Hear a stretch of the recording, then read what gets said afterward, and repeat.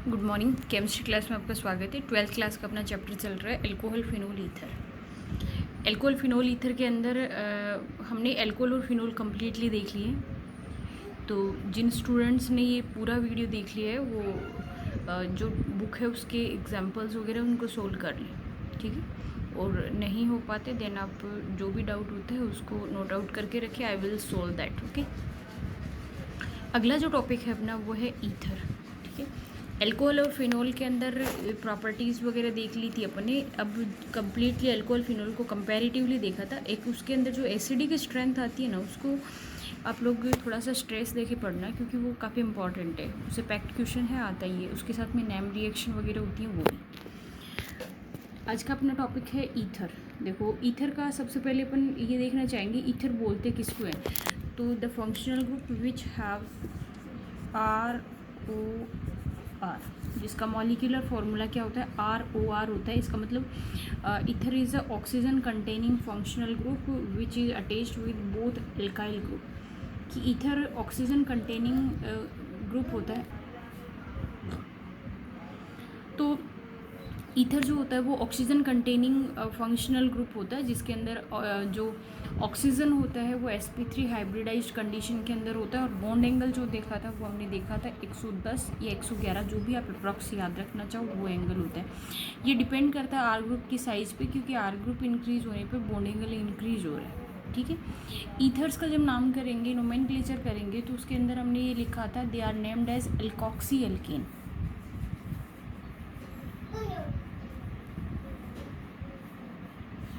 ठीक है ना। They are named as alkoxy alkane. Alkoxy alkane का मतलब ये होता है कि जो ऑक्सीजन कंटेनिंग ग्रुप होता है that is named as alkoxy and the remaining group is named as alkane, okay. Preparation of ether देखो, सबसे पहले प्रिपरेशन ऑफ ईथर में हम दो तीन एक मेथड ही है, ज़्यादा नहीं अपने।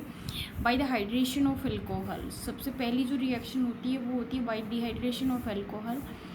देखो, लास्ट टाइम हमने जब डिहाइड्रेशन रिएक्शन के अंदर देखी थी तो उसके अंदर अपन ने ये देखा था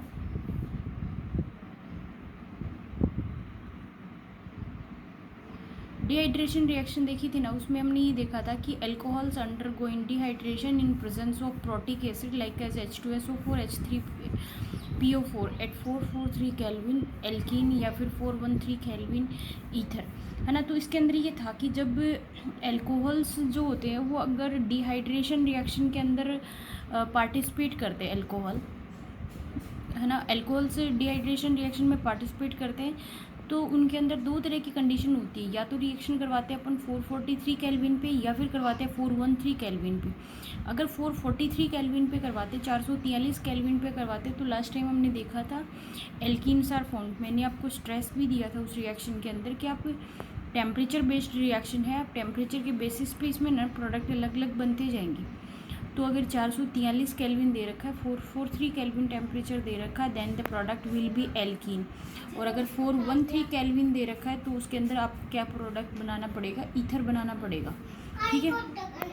ठीक है, 443 केल्विन है तो एल्कीन, क्योंकि एलिमिनेशन रिएक्शन हो रही है। लेकिन अगर 413 केल्विन टेम्परेचर है, 413 केल्विन है, तो आपको इसमें क्या करना पड़ेगा, ईथर का फॉर्मेशन करना पड़ेगा। रिएक्शन दोनों ही टेम्परेचर बेस्ड है। बार बार मैं स्ट्रेस दे रही हूँ इसी वर्ड को, you have to stress on the temperature. 443 then alkene, elimination reaction होती है, intramolecular water molecule release होता है, OH यहाँ से, H यहाँ से। अगर 413 केल्विन है तो दो एल्कोहल मोलिक्यूल के बीच में वाटर मोलिक्यूल रिलीज होता है, जिससे क्या बनती है, ईथर का फॉर्मेशन होता है। इस रिएक्शन की देखो आप लोगों के मैकेनिज्म सिलेबस में है, तो मैकेनिज्म के अंदर ये देखो, सबसे पहले अपने पास में एल्कोहल मोलिक्यूल है, तो सबसे पहला स्टेप है प्रोटोनेशन। प्रोटोनेशन स्टेप के अंदर क्या होगा, H मोलिक्यूल इसके ऊपर अटैक करेगा और हाइड्रोनियम आयन का फॉर्मेशन होता है, ठीक है ना। प्रोटोनेशन के फर्स्ट स्टेप में H+ इस पे अटैक करता है, हाइड्रोनियम आयन का फॉर्मेशन होता है। नेक्स्ट स्टेप में कार्बोकेटाइन का फॉर्मेशन मान लो आप, तो नेक्स्ट स्टेप में ये हाइड्रोनियम कंटेनिंग जो ग्रुप है, या तो इसको निकाल दो, CH3CH2+ रखो, या फिर ऐड करके रखते हो, तो रिएक्शन के टाइम में वाटर मॉलिक्यूल लूज होता हुआ दिखाना पड़ेगा आपको। तो CH3CH2 पे पॉजिटिव, क्योंकि H2 यहाँ से लूज हो जाएगा, और CH3CH2OH ग्रुप है। तो इसके अंदर जब कार्बन पे पॉजिटिव चार्ज है, जिसको हम कार्बोकेटाइन बोल रहे हैं, ऑक्सीजन कंटेनिंग ग्रुप है, तो जब इनकी आपस के अंदर बॉन्डिंग होगी उस कंडीशन में क्या होगा, ऑक्सीजन और कार्बन के बीच में एक बॉन्ड फॉर्म होगा। साथ में क्या अटैच है, ऑक्सीजन है, तो CH3CH2O के एक साथ H अटैक है, CH2CH3, ठीक है। इस सिचुएशन के अंदर कार्बन और ऑक्सीजन के बीच में बॉन्ड बना, यहाँ पे ऑक्सीजन के ऊपर अगेन कौन सा चार्ज आया, पॉजिटिव चार्ज को बैलेंस करने के लिए H+ को रिमूव कर देता है, क्योंकि फर्स्ट स्टेप में जो H+ ने रिएक्शन को एक्टिवेट किया था प्रोटोनेशन स्टेप में, लास्ट स्टेप क्या होता है, डीप्रोटोनेशन होता है। और डीप्रोटोनेशन के अंदर क्या हो जाएगा, डीप्रोटोनेशन के अंदर क्या होता है, ये हाइड्रोजन यहाँ से रिमूव हो जाएगा और किसका फॉर्मेशन होगा, ईथर का फॉर्मेशन होगा। तो दोबारा देखिए तीनों स्टेप्स को। पहला स्टेप है प्रोटोनेशन। प्रोटोनेशन स्टेप से क्या होता है, इस पे हाइड्रोजन अटैक करता है, इसको हाइड्रोनियम आयन बोलते हैं अपन। सेकेंड स्टेप में ये वाटर मॉलिक्यूल लूज होकर के अगेन जो अल्कोहल मॉलिक्यूल है उसके ऑक्सीजन और कार्बोकेटाइन के बीच में बॉन्ड का फॉर्मेशन होता है, जिससे ईथर जैसी स्ट्रक्चर तो बन रही है, लेकिन इसमें क्या है, ऑक्सोनियम आयन बन रहा है। इसको ऑक्सोनियम आयन बोलते हैं क्योंकि इसके ऊपर हाइड्रोजन एटम अटैच है, और हाइड्रोजन एटम अटैच होने की वजह से इसमें क्या हो जाएगा, पॉजिटिव चार्ज आया, ठीक है। पॉजिटिव चार्ज को यहाँ से रिमूव करने के लिए इसमें क्या हो जाएगा, ऑक्सीजन एटम, और ये किसका फॉर्मेशन होगा, ईथर का फॉर्मेशन होगा। In this method suitable for the ethers having 1 degree alkyl group, in other cases alkenes are formed। इसमें ये है कि ये जो रिएक्शन होती है ना, वो जो सिंपल ईथर्स होती है ना उनके लिए तो बेस्ट होती है, लेकिन अगर बल्कि ग्रुप्स अगर प्रेजेंट हैं तो बल्कि ग्रुप की केसेस के अंदर ये रिएक्शन जो होती है वो सूटेबल नहीं होती है, क्योंकि लार्जर ग्रुप अगर होंगे तो उस कंडीशन में फिर जो इंटरमोलिकुलर एच बॉन्डिंग होगी, इंटरमोलिकुलर एच बॉन्डिंग की बजाय उसमें क्या होगी, एलिमिनेशन रिएक्शन ज़्यादा प्रीफर होगी, है ना। एलिमिनेशन रिएक्शन प्रीफर होने से एल्कीन्स का फॉर्मेशन होता है। तो dehydration of alcohol, if the dehydration of alcohol generally takes place in presence of hydric acid like as H2SO4 और H3PO4। आप लोगों की H3PO4 की कंडीशन फिर भी नहीं है, आप लोगों को H2SO4 ही दिया हुआ मिलेगा। If the reaction takes place at 443 kelvin then alkene है, और if the reaction takes place at 413 kelvin then ether का फॉर्मेशन होता है, ठीक है। ये होती है डिहाइड्रेशन ऑफ अल्कोहल, ठीक है। यहाँ तक ठीक है इतनी। अब देखो फर्स्ट जो रिएक्शन है वो 3 स्टेप में है ही, प्रोटोनेशन, दूसरा फॉर्मेशन ऑफ कार्बोकेटाइन बोल सकते हो या इंटरमोलिकुलर डिहाइड्रेशन बोल सकते हो, रिमूवल ऑफ वाटर मॉलिक्यूल, और थर्ड क्या है, डीप्रोटोनेशन, जिससे ईथर का फॉर्मेशन हो जाएगा। ये बात याद रखना, 1 डिग्री अल्काइल ग्रुप्स के लिए सूटेबल है, क्योंकि जनरली ये रिएक्शन जो होती है वो हिंडर्ड ग्रुप की वजह से नहीं हो पाती है। अगर बल्कि ग्रुप प्रेजेंट हुए तो इसके अंदर एलिमिनेशन रिएक्शन होने की पॉसिबिलिटी ज़्यादा रहती है। तो ये थी अपनी पहली रिएक्शन, जिसको अपन बोलते हैं डिहाइड्रेशन ऑफ अल्कोहल। इसके अंदर देखो एक रिएक्शन और आएगी अप्रॉक्स 373 केल्विन के ऊपर। तो 373 केल्विन पे अगर अपन रिएक्शन करवाते हैं तो CH3CH2 और उसके ऊपर HSO4 ग्रुप जुड़ जाता है। वो तीसरी रिएक्शन भी मैं आपको बताऊंगी, है ना। तो 443 एल्कीन, 413 ईथर और 373 देन एल्किल सल्फोनेट बोलते हैं उसको, है ना।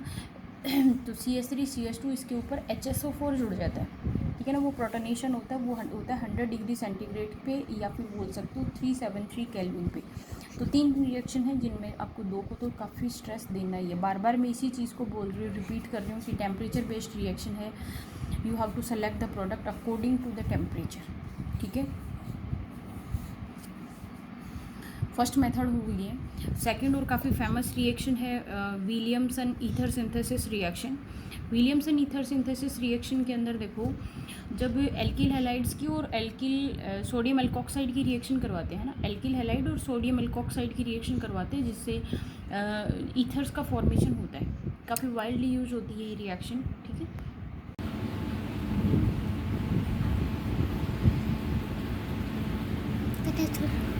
डिहाइड्रेशन ऑफ अल्कोहल्स के बाद में आती है next reaction Williamson ether synthesis. Williamson ether synthesis क्या होती है, अल्कोहल की ईथर जो होती है उसकी फॉर्मेशन की सबसे फेमस रिएक्शन है। इसके अंदर हम एल्किल हैलाइड को रिएक्शन करवाते हैं सोडियम एल्कोक्साइड के साथ में। सोडियम एल्कोक्साइड और एल्किल हैलाइड से क्या होती है, न्यूक्लियोफिलिक सब्सटीट्यूशन रिएक्शन हो जाएगी, और न्यूक्लियोफिलिक सब्सटीट्यूशन रिएक्शन के थ्रू क्या बनता है, ईथर बनता है। इस रिएक्शन की नेचर ये होती है कि SN2 मैकेनिज्म से होती है। SN2 का मतलब ये होता है कि जो एल्किल हैलाइड मॉलिक्यूल है उसकी रिएक्टिविटी ऑर्डर होगा यहाँ पे 1 degree, 2 degree, 3 degree. During this we have to select the alkyl halide 1 degree, और if there is any complication then we can use secondary alcohol, while tertiary alkyl halide never undergoing this reaction.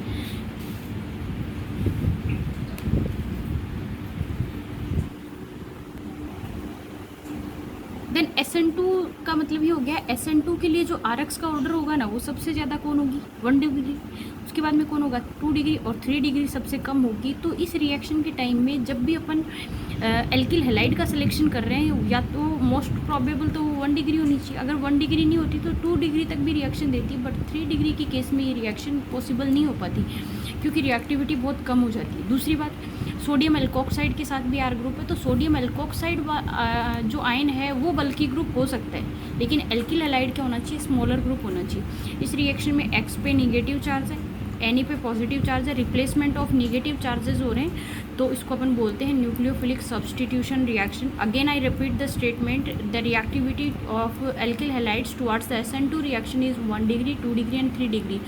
So during the selection of reactant we must require that the alkyl halide should be either 1 degree and 2 degree, but if we use the 3 degree alkyl halides then it never undergo the in Williamson ether synthesis reaction, because due to the less reactivity it undergo in elimination reaction. Okay, अब देखो आपके पास एक example आएगा, काफ़ी highlighted example है ये। इसके अंदर 3 डिग्री है, 3 डिग्री कार्बन है, जो क्या है, एल्कोक्साइड आयन प्रेजेंट है ना, तो टर्सरी एल्कोक्साइड आयन प्रेजेंट है। उसके साथ में हमने लिखा है मिथाइल ब्रोमाइड CH3Br। रिएक्शन के टाइम में NaBr यहाँ से रिप्लेस हो जाएगा, यहाँ से Na और यहाँ से Br रिप्लेस होगा। ऑक्सीजन अपना लोन पे डोनेट करके मिथाइल ग्रुप के साथ बॉन्ड बनाता है और हमारे पास क्या मिलेगी, एक ईथर का फॉर्मेशन होगा। आई रिपीट द स्टेटमेंट, यहाँ पे बल्कि ग्रुप जो प्रेजेंट है वो कौन है, एल्कोक्साइड आयन है, जबकि एल्किल हैलाइड है वो कौन सा डिग्री है, 1 डिग्री है यहाँ पे, ठीक है। दूसरी इसमें क्या करते हैं, अच्छी क्वालिटी के लिए अपन को ये रहता है, for high yield RX is used in case of 2 degree और 3 डिग्री, है ना। हाई यील्ड है RX जो है, इसमें अच्छी यील्ड मिल रही है। RX अगर अपन ले रहे हैं तो RX अगर हमारे पास में टर्सरी है, देखो यहाँ पे ये जो एल्किल हैलाइड हमने काम में लिया है, यहाँ पे टर्सरी ब्रोमाइड आयन प्रेजेंट है। तो टर्सरी ब्रोमाइड आयन की कंडीशन के अंदर मैंने पहले ही रिपीट की है कि reaction takes place by SN2 reaction. SN2 reaction के थ्रू होगी तो इसकी रिएक्टिविटी बहुत कम होगी, बल्कि ग्रुप की रिएक्टिविटी कम होगी। इसलिए ये क्या करता है, ईथर फॉर्मेशन की बजाय ये जो आयन बनेगा, ब्रोमीन निकलेगा, NaBr तो निकल रहा है, पीछे क्या बन रहा है, कार्बोकेटाइन। ये कार्बोकेटाइन क्या करता है, खुद एलिमिनेशन रिएक्शन में जाएगा और एलिमिनेशन रिएक्शन से एल्कीन का फॉर्मेशन करेगा। तो यहाँ पे टर्सरी जो एल्किल हैलाइड आयन है या ब्रोमाइड आयन है, ये एलिमिनेशन रिएक्शन के थ्रू एल्कीन का फॉर्मेशन करेगा और साथ में क्या बन रहा है हमारे पास, NaBr और CH3OH। इस रिएक्शन को ये जैसे रिएक्शन ये दी जाती है, give the suitable product if the reaction is not appropriate then rearrange the equation, कि इस रिएक्शन का प्रोडक्ट लिखिए, अगर ये रिएक्शन अप्रोप्रिएट नहीं है, सही नहीं है, तो इसको दोबारा से सुव्यवस्थित करके लिखिए। तो इस रिएक्शन के अंदर आपको जब इसको रीअरेंज करना होता है तो Br आयन Na की जगह और ONa इसकी जगह लेना होता है, इस फॉर्म के अंदर लेना होता है। लेकिन अगर इस बल्कि फॉर्म के अंदर एल्कोक्साइड आयन अगर हमारे पास है तो हमको हाई यील्ड के अंदर ईथर मिलता है, बट अगर हमारे पास टर्सरी एल्किल ब्रोमाइड आयन अगर प्रेजेंट है तो हमारे पास एल्किल जो ब्रोमाइड आयन होगा, टर्सरी ब्रोमाइड आयन होगा, वो ईथर का फॉर्मेशन नहीं करेगा, जबकि वो किसका फॉर्मेशन करेगा, एल्कीन का करेगा। तो आपको रिएक्शन को ध्यान रखना है, during this reaction alkyl halide must be present in either 1 degree और 3 डिग्री। ध्यान रखना इस बात का कि जब भी इस तरीके की कंडीशन आए तो आपको सबसे पहले दिमाग में यही बात क्लिक करनी चाहिए कि ब्रोमाइड आयन के साथ में जो लगा हुआ ग्रुप है वो टर्सरी नहीं होना चाहिए, ठीक है। नेक्स्ट देखो, in this reaction tertiary alkyl never use, है ना। हाँ, इसके अंदर ये लिखा है टर्सरी एल्काइल हैलाइड, ठीक है ना। इसके अंदर टर्सरी एल्किल हैलाइड यूज़ नहीं करते हैं अपन, ठीक है। Phenol are also used as the phenoxide moiety. इसके अंदर ये है कि जो फिनोल है ना, फिनोल जो होते हैं, देखो फिनोक्साइड आयन ड्यूरिंग रिएक्शन बनता है, तो फिनोक्साइड आयन की फॉर्म के अंदर, है ना, फिनोक्साइड आयन की फॉर्म के अंदर फिनोक्साइड आयन की फॉर्म के अंदर ये स्टेबल नहीं रहता है, इसलिए फिनोल जो होता है उसको यूज़ करते हैं। और फिनोल के अंदर हम सॉल्यूशन क्या डालते हैं, NaOH। तो फिनोल जो होता है वो एक सोर्स होता है, अच्छा सोर्स होता है किसका, फिनोक्साइड आयन का। इसलिए basic solution of phenol behaves as phenoxide ion. जब इस फिनोक्साइड आयन की रिएक्शन आरक्स के साथ करवाते हैं तो हमारे पास में क्या होती है, एसिमेट्रिक ईथर मिल जाएगा। अगर हमने एरोमेटिक लिया है तो सिमेट्रिक ईथर मिलते हैं, ठीक है ना। तो ये फिनोक्साइड मोइटी जो है, फिनोक्साइड जो एलिमेंट है उसकी फॉर्म के अंदर हमारे पास में फिनोल और बेसिक सोल्यूशन है, तब ये दोनों मिल करके क्या बनाते हैं, फिनोक्साइड आयन बनाते हैं, ठीक है। तो Williamson ether synthesis reaction RX plus RONA SN2 reaction से हो रही है। SN2 रिएक्शन की reactivity order 1 degree 2 degree 3 degree है। देन इसको क्या करेंगे हम, इस रिएक्शन को करवाने के लिए हमारे पास टर्सरी, ये एल्किल हैलाइड टर्सरी नहीं होना चाहिए, जबकि एल्कोक्साइड एंड टर्सरी हो सकता है। एल्कोक्साइड एंड टर्सरी होने की कंडीशन में ईथर मिल रहा है, जबकि इसकी कंडीशन में हमको क्या मिलती है, एल्कीन मिलती है। फिनोल मतलब एरोमेटिक एलिफेटिक का कोई इशू नहीं है। अगर फिनोक्साइड आयन की रिएक्शन करवाना चाहते हैं then we have to use the basic solution of phenol, C6H5OH plus NaOH, it form sodium phenoxide. Sodium phenoxide की फर्दर रिएक्शन करवाएंगे एल्किल हैलाइड के साथ में, देन क्या मिल जाएगा, ईथर का फॉर्मेशन हो जाएगा, ठीक है। फिजिकल प्रॉपर्टीज़ के अंदर देखो, हम ये देख रहे हैं कि ईथर के अंदर CO बॉन्ड जो होता है, कार्बन ऑक्सीजन बॉन्ड होता है, वो पोलर नेचर का होता है। और पोलर नेचर का होगा, इस वजह से इसकी जो बॉइलिंग पॉइंट, मेल्टिंग पॉइंट होंगे वो बहुत लो नहीं होंगे। तो इसके अंदर जो weak intermolecular H bonding present होती है, इस वजह से इनके boiling point, melting point normal होते हैं। लेकिन एल्कोहल जो होते हैं उनके अंदर, है ना, एल्कोहल जो होते हैं उनके अंदर क्या होंगे, strong intermolecular H bonding present होती है, जिसकी वजह से क्या होगा, एल्कोहल्स के बॉइलिंग पॉइंट होते हैं वो हायर होते हैं, जबकि एल्केन जो होते हैं उनके अंदर इंटरमोलिकुलर H बॉन्डिंग नहीं होती है। इंटरमोलिकुलर H बॉन्डिंग नहीं होने की वजह से उनके बॉइलिंग पॉइंट बहुत कम होते हैं। तो सबसे कम किसके होते हैं, एल्केन के, उसके बाद में किसके होते हैं, ईथर के, और सबसे हाईएस्ट किसके होते हैं, एल्कोहल के बॉइलिंग पॉइंट होते हैं, ठीक है। फिजिकल प्रॉपर्टीज़ के अंदर इसके साथ में अपन ने ये देखा है कि बॉइलिंग पॉइंट, मेल्टिंग पॉइंट तो ठीक है, इसके साथ में जो सोल्यूबिलिटी होती है, सोल्यूबिलिटी भी सबसे अच्छी किसकी होती है, एल्कोहल की होती है। एल्कोहल से कम सोल्यूबल फिनोल होता है, उसके बाद में ईथर होता है, और सबसे कम जो सोल्यूबल होता है वो होते हैं एल्केन्स, क्योंकि एल्केन्स के अंदर भी क्या होती है, H बॉन्डिंग नहीं होती है, क्योंकि H बॉन्डिंग या तो सोल्यूबिलिटी के लिए और या फिर बॉइलिंग पॉइंट और मेल्टिंग पॉइंट के लिए क्या रहती है, रिस्पॉन्सिबल रहती है, वो इसमें प्रेजेंट नहीं होते। यहाँ पे ईथर जो होता है, ईथर H बॉन्डिंग जब करता है तो इस H बॉन्डिंग से ही अपना ऑक्टेट कंप्लीट करता है। तो ROR ईथर का oxygen atom more electronegative atom है, ये वाटर के हाइड्रोजन के साथ में एक डैश डैश जो बॉन्डिंग मैंने दिखाई है, ये क्या है, H बॉन्डिंग है, हाइड्रोजन बॉन्डिंग क्रिएट करेगा। इस H बॉन्डिंग का मतलब ये होता है कि ये इस H बॉन्डिंग का मतलब ये है कि ये हाइड्रोजन बॉन्ड क्रिएट कर रहा है, सो इसमें सोल्यूबल होगा, ठीक है। ये होती है ईथर्स की प्रॉपर्टी। हायर जो ईथर्स होते हैं उसके अंदर ऑर्गेनिक प्रॉपर्टी बढ़ जाती है, उसकी पोलैरिटी कम हो जाती है, इसलिए उनकी जो सोल्यूबिलिटी होगी, उनका बॉइलिंग पॉइंट, मेल्टिंग पॉइंट जो होगा, उनका बॉइलिंग पॉइंट, मेल्टिंग पॉइंट जो होगा वो लेस होगा, ठीक है ना। और जो एरोमेटिक की बात करते हैं तो एरोमेटिक जो होते हैं वाटर इनसोल्यूबल होती है ना, ठीक है। इसके बाद में देखो हमारे आएंगी केमिकल रिएक्शंस। केमिकल रिएक्शंस में हम पढ़ेंगे cleavage of CO bond in ethers, की ईथर के अंदर ROR के बीच का जो बॉन्ड होगा वो ब्रेक डाउन होगा, है ना, वो रिएक्शंस पढ़ेंगे। Ethers are the less functional group, this bond cleavage in excess of RX।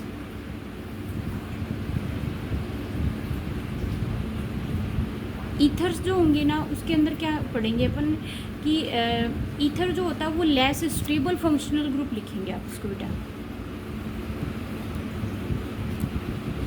Ethers are less stable functional group, in this bond cleavage excess of RX is required.